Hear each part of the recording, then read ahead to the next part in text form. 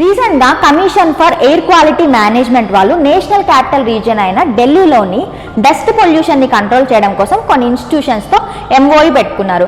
ఏ ఇన్స్టిట్యూషన్స్తో ఎంఓయూ జరిగింది?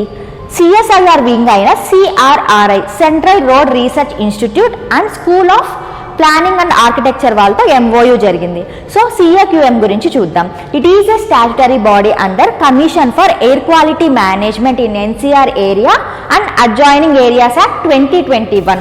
సో ఈ యాక్ట్ కింద ఈ సిఏక్యూఎంని ఎస్టాబ్లిష్ చేశారు. మెయిన్గా పొల్యూషన్ని, ఎయిర్ పొల్యూషన్ని కంట్రోల్ చేయడం కోసం దీన్ని ఎస్టాబ్లిష్ చేశారు. సో దీని యొక్క మెయిన్ ఎయిమ్ ఏంటి? నేషనల్ క్యాపిటల్ రీజియన్స్లో అండ్ అడ్జాయినింగ్ ఏరియాస్లో క్వాలిటీ ఆఫ్ ఎయిర్ని ఇంప్రూవ్ చేయడం అండ్ ప్రొటెక్షన్ కోసం కొన్ని గైడ్ లైన్స్ ఆర్ డైరెక్షన్స్ని ఇవ్వడం. సో ఈ కమిషన్ ఇచ్చే డైరెక్షన్స్ ఆర్ గైడ్ లైన్స్ అనేవి బైండింగ్ ఇన్ నేచర్. సో ఈ కమిషన్ పార్లమెంట్కి డైరెక్ట్గా అకౌంటబుల్గా ఉంటుంది. అడ్జాయినింగ్ ఏరియాస్ అన్నాం కదా, సో అడ్జాయినింగ్ ఏరియాస్లో ఏ స్టేట్స్ వస్తాయి? పంజాబ్, హర్యానా, రాజస్థాన్ అండ్ ఉత్తరప్రదేశ్ వస్తాయి. వీటితో పాటు నేషనల్ క్యాపిటల్ రీజియన్ అయిన ఢిల్లీ కూడా ఉంటుంది. సో ఈ సిఏక్యూఎం యొక్క హెడ్ క్వార్టర్స్ ఎక్కడ ఉంటుంది?